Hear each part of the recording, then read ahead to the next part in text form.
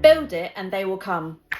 That is absolutely not true, and I'm going to talk you through why that is. Hello and welcome to Engage and Thrive, also known as EAT, your coffee catch-up with me, your host, Taelon, where we will go through common problems and hurdles that come up in business, marketing and advertising and try and demystify them. I know firsthand how complicated and confusing it can seem with all the different acronyms and all the things to do in business. So let me try and help you be better in business. First things first, let's start with grabbing a coffee. Okay, so you'll know the phrase, build it and they will come. And this applies to whether you're a startup or an established business. And it doesn't only mean a product. It could be a service, it could be a new flavor, a new offering, whatever it is. But the reason why this is such a misconception is because a lot of the times it is just an idea and there hasn't been any validation around the idea that actually your audience wants it or a new audience wants it. And I know that too well, being a founder myself. You have all these great ideas, but actually validating the idea is the most important part, which we'll go through more in the takeaways. As always, let's start with vocab. So the first one is market validation. And what that basically means is ensuring that your idea, there is a market demand or a market need for it, whether it's a product or a service. The next one is customer acquisition. And you would have heard me previously talk about a customer acquisition cost, but in this context, when we're talking about customer acquisition, talking about attracting and converting people into actually paying customers. The next one is GTM. And I don't mean Google Tag Manager for this context, I mean your go-to-market strategy. And this I covered off in a previous episode, which I will link in the show notes. And again, we'll cover off more in the takeaways. Another one is product market fit. And I'm also going to use the idea of service market fit. So this is making sure that your product or service idea, there is a market need for it. So it kind of goes hand in hand with your market validation. Again, it will be explained better in the takeaways.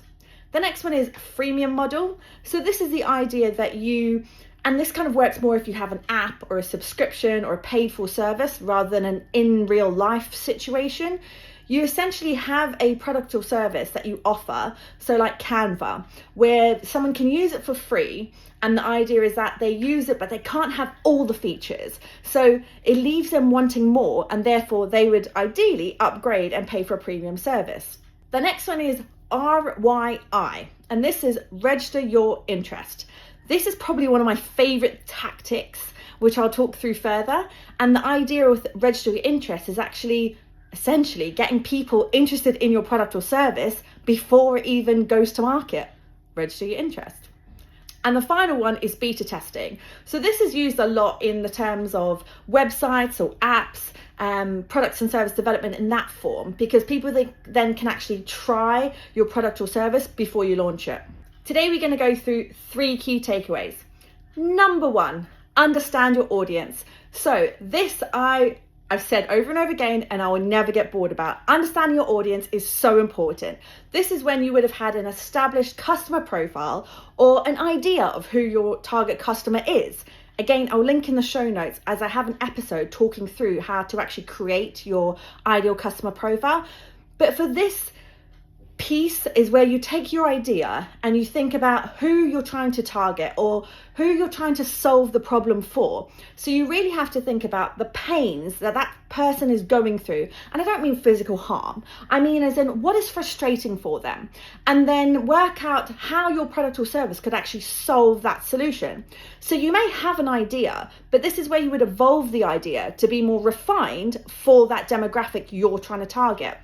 This phase as well involves a lot of research and findings. So doing market research. Do you actually know the market you're going into?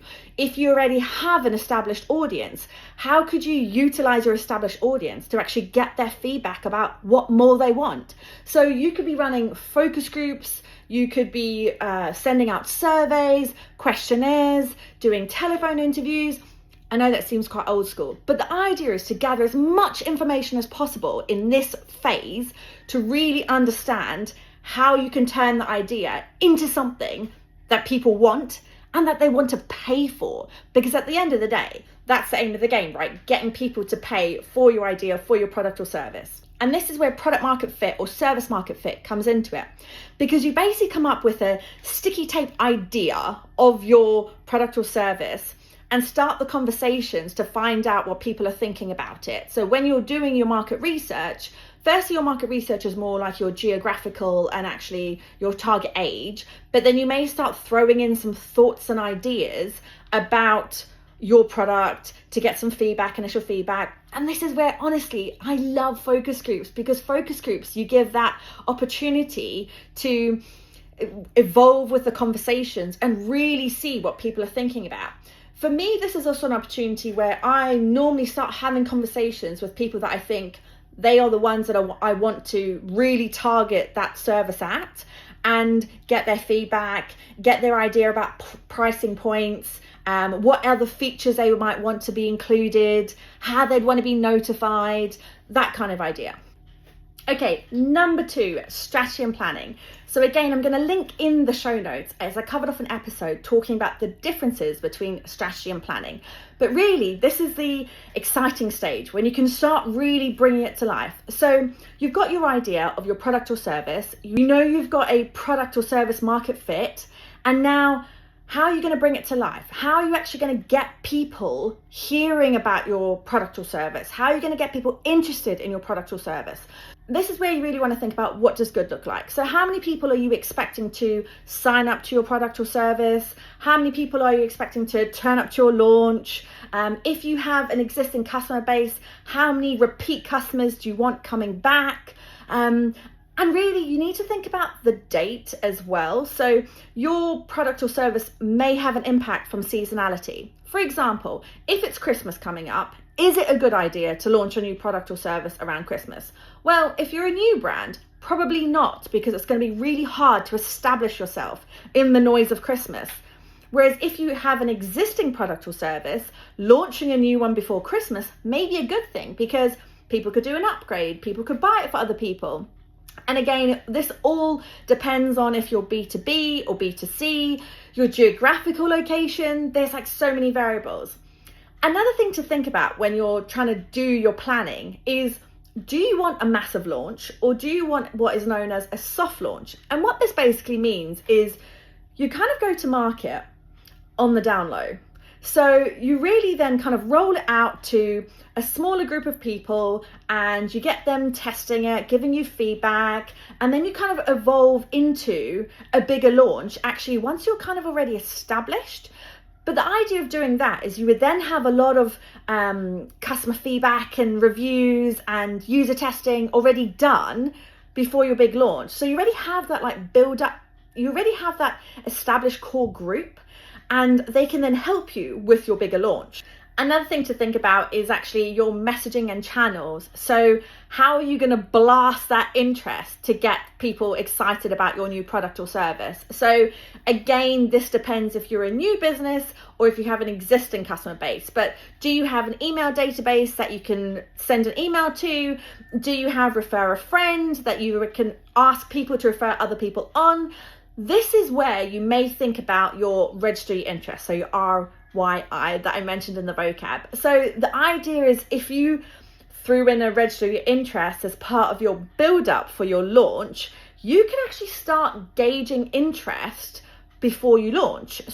And the reason why I say that registry interest is one of my favorite tactics is because I think it's underutilized.